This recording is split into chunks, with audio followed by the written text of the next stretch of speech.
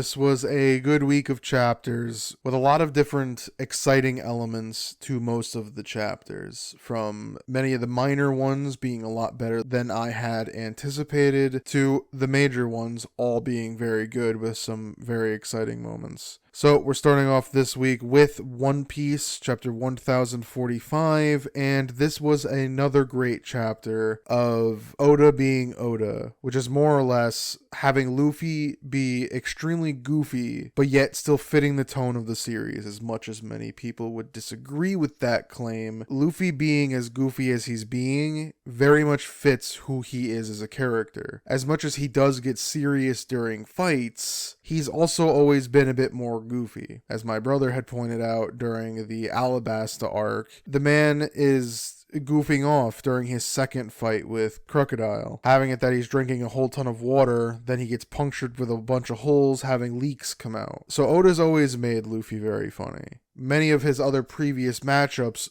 to this point have started to become so difficult that he's been forced to be more serious. The only real serious fight in the entire story was Rob Lucci versus Luffy. That was just a straight up one-on-one, no frills, no excuses. Two great fighters fighting because they're on opposing sides. Every other one had some underlining problem that the villain had, an obstacle that Luffy had to overcome. Whatever it was, Rob Lucci versus Luffy is the only one that is just two super powerful characters going one-on-one. There's some goofiness, but not really intended for the fight. More of just Luffy's drawbacks being naturally very goofy. This fight, however, again, is continuing the similar trend of, yes, Luffy's fighting a super powerful character, but that character has some sort of issue that Luffy has to either himself overcome or exploit. With Kaido, it's more or less he has to overcome the Yonko. And with this awakening allowing him to do whatever he wants and the goofiness that comes with that, a lot of people have been angry with these chapters, but I think this falls right in line with Luffy. Luffy is by nature very goofy, and his fighting has always been that way. It's the reason why some get aggravated with him and others don't. This fight is no different, as he is taking Kaido very seriously, even stating that he thought he died by the Thunder Baguya hit right before he awakened his devil fruit. Now, the continued goofiness is more just in line with his new abilities. The continued thing of him popping his head through the ceiling and everyone's eyes bulging out and so on is just very funny, and things that add to the nature of how ridiculous this whole scenario is. But Luffy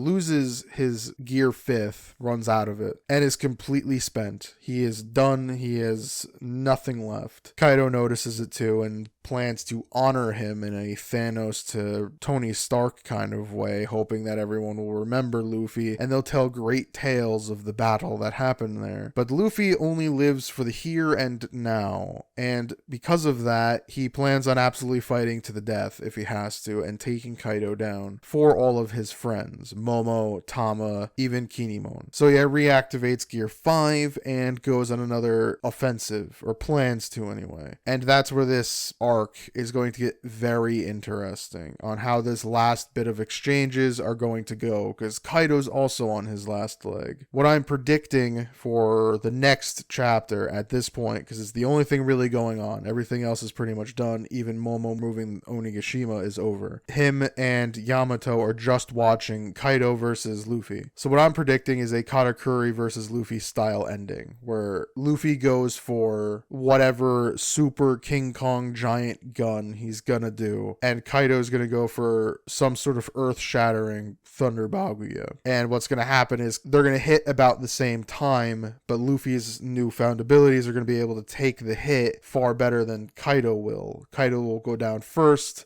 Luffy will remain standing before passing out, and leading to a extraordinarily lengthy recovery period. So overall, I think I'll give this chapter an A. I really enjoyed it. The continued use of Luffy's newfound powers I think is very entertaining and fun, as well as seeing the continued development in Luffy being absolutely hell-bent on defeating Kaido, even if it means his life, as he does not plan to die before he has to. And as always, he will die with with a smile upon his face, knowing he did the absolute best he could. I'm curious to see how the eventual Raftel War is going to go, especially with everyone having more ramped up powers. I'm also curious at how much time is going to pass after this. If they take a year to retool and retrain, having new abilities, or if they're just going to go headstrong to Raftel. There's a lot of intrigue going into the next few chapters, especially if what I had predicted in this here video comes to pass, with Luffy winning against Kaido with one more hit before passing out and probably nearly dying. So now we're on to Black Clover chapter 328, and this was a good chapter, and after last week's break it was nice to see that we got a pretty complete chapter with Asta seemingly getting the win before he splits up with Libby. They're able to counter, and we see one more moment between Libby and Asta's mom, and see that she does admit to having dropped off Asta at the orphanage, even though she still loves him and always will. And Lucifero puts the pieces together and realizes Asta is the child of the woman that tried to stop him before. This enrages both the combined form of Libby and Asta, and they go on the pure offensive and win for the most part. I don't expect this to be the end, only because as triumphant as it may be, it's also anticlimactic, as they were able to cut him down. I don't expect that they got his core in any way, shape, or form, so I'm curious to see what happens next week. I think it'll be very exciting to see if Lucifero gets back up,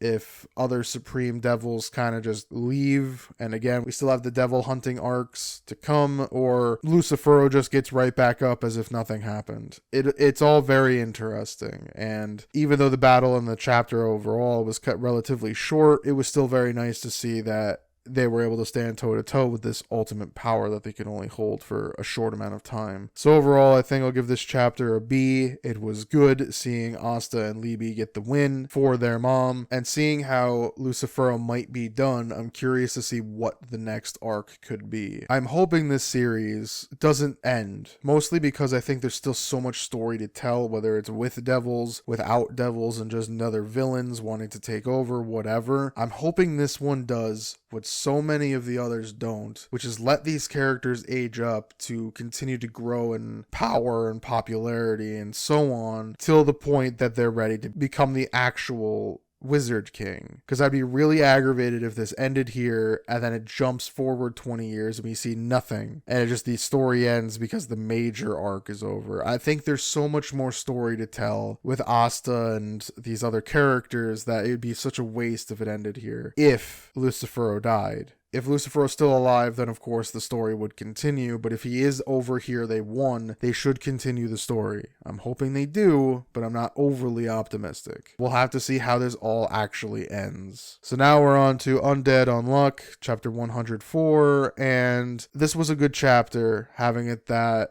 Andy and Lucy were able to figure out a way to escape, quote unquote, Seal, as Seal talks with Unruin and realizes that Unruin is meant to be the king of all negators, as Seal is meant to be the king of all Umas. That leads to an interesting dynamic, as it looks like both are looking down on each other as well as thinking each one is better than the other, leading to a bit of a rivalry between the two, as well as them making a plan for what to do next, where Unruin plans to go kill everyone in the Union to stop any progress and any deterrence they can, and it seems as though Unruin has an understanding that the next loop, the 101st, will be the final loop ever, it would seem. Now, they did mention that the arc only has one more loop in it, but that is still a very curious way of putting it, knowing full well that that is the final loop. There is nothing else anyone can do about it for trying to transport people forward. So that leads some interesting potential for what's going to happen next. Now, Andy and Lucy continue to talk, and we find out that Lucy was able to achieve whatever her ghost form was because Uma Ghost came to be, and she basically uses the Peter Pan method of flying to achieve her out-of-body experience. flashbacks through happy memories and dreams and so on, and we see that Andy's dream and ability to astral project is that he wishes to grow older, as it's the one thing he's never been able to do in his many lives, which I thought was very interesting. They end up releasing, quote-unquote, all of the Umas as well, who are trapped inside of Seal, and they seemingly bust free. So we'll have to see how well this all goes in allowing any of them to actually escape from Seal, and if they beat Seal in the process. So overall, I think I'll give this chapter a B. It was good seeing Andy and Lucy problem solve their way out of their sticky situation, as well as seeing that on Seal it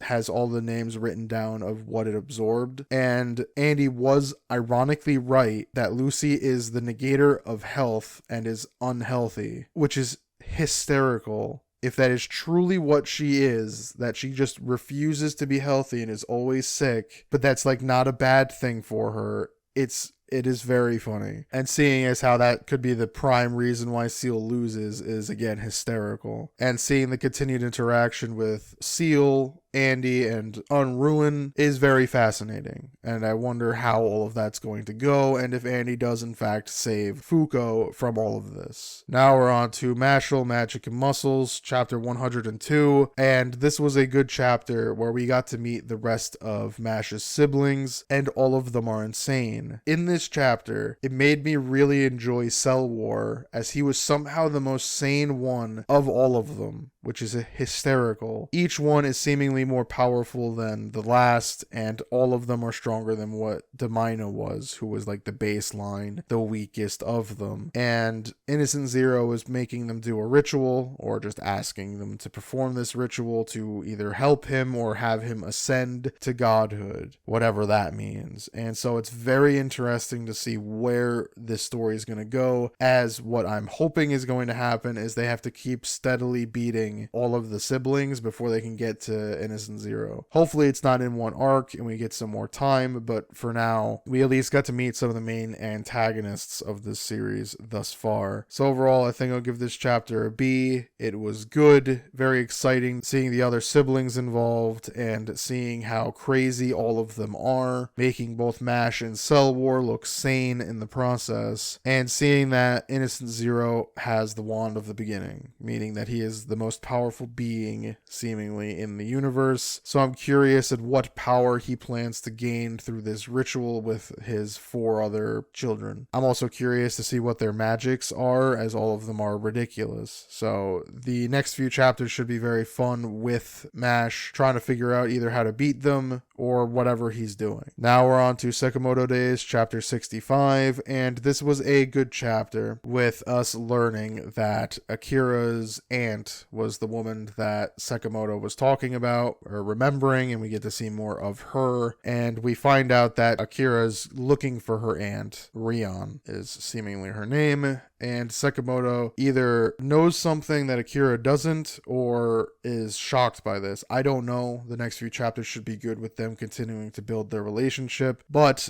the rest of the chapter is mostly focused on Shin and his crew of people trying to stave off the immense power of the female villain of the arc, the woman obsessed with Sakamoto, and she ends up finding out that Shin also likes Sakamoto. We have more or less a heart-to-heart with the two of them to a degree. It's closer to Shin expresses his true feelings about wanting to be equal with Sakamoto, and the female villain gets extremely aggravated by this and now plans to kill them all. So now the big fight will be if Shin can win/survive against her, as the kid seemingly wants to kill her just because he finds her annoying, but I don't think they'll be able to manage it. I'm also curious to see if they'll run into Sakamoto as they keep traveling through, and what Sakamoto will do, if he'll reveal himself to a degree because of Akira, or if he'll do something else. I'm very curious to see what it is. Overall, I think I'll give this chapter a B. It was good. It was very entertaining to see the continued fight with Shin and the female villain, as well as Sakamoto continuing to piece together the truth of Akira and wanting to continue to bond with seemingly all of them. They also seemingly ignored the guy that was dying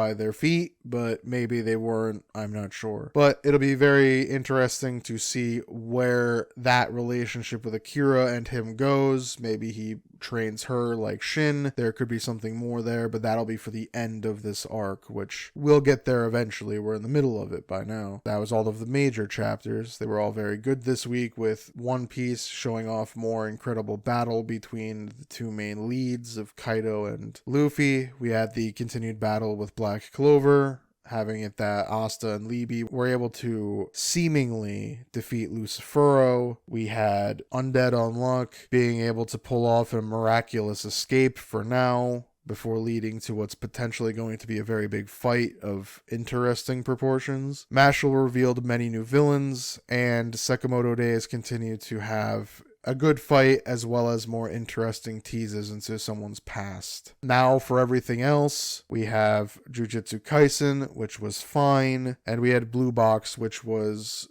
more cute than normal, but was still just fine. Yazakura family was good, as we find out that the eldest brother is seemingly dying from some sort of ultra poison, only to those who have the blood of the Yazakura family in them. So we'll have to see how they overcome that, and if they can save him in some way. Spy Family was great. I don't talk about it enough, but I thought this chapter was very good, showing the past of Twilight, which was fascinating, to say the least. I wonder if we're going to get more in the next chapter of it, because it was very good. I was not expecting it, to tell you the truth, but it was good. I look forward to it. That series is excellent. The Elusive Samurai was great, in fact, and seeing how powerful the villain is incredible. It adds such a level of danger to this entire series that I'm absolutely fascinated on how they're going to win, because they confront him, they lose, then the main villain doesn't remember the main hero, which is downright insulting, and then insults him further before finally deciding that he has to kill them, and is going to. They're all pretty much screwed until the guy they met in the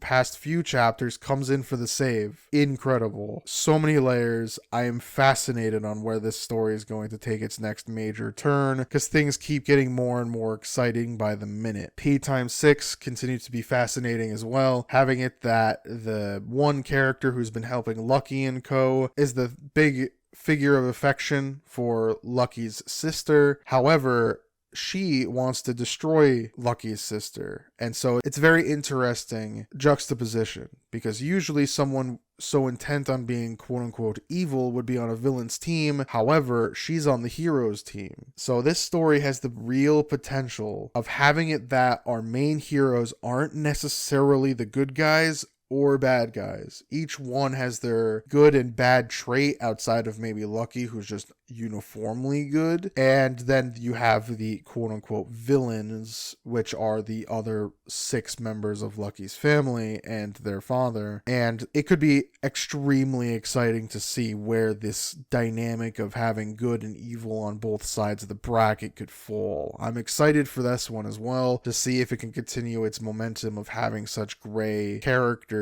be on both sides, so we can like the good guys as well as the bad guys, because everyone's really complicated.